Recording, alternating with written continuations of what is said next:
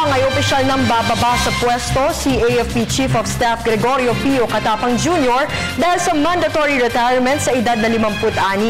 Dahil dito, sa susunod na linggo ay uumpisahan na ni Katapang ang kanyang exit calls sa major service at area commands. Ang exit call ay isang tradisyon sa militar kung saan pinupuntahan ng AFP Chief ang mga sundalo ng iba't ibang area commands upang magpasalamat at paalalahanan na ipagpatuloy ang kanilang mandato.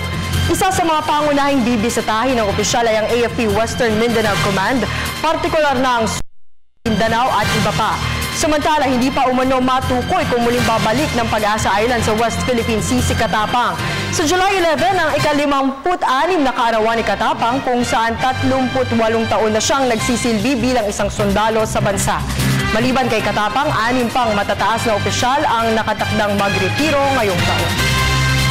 Magsisimula na siyang mag-ikot sa iba't ibang mga units.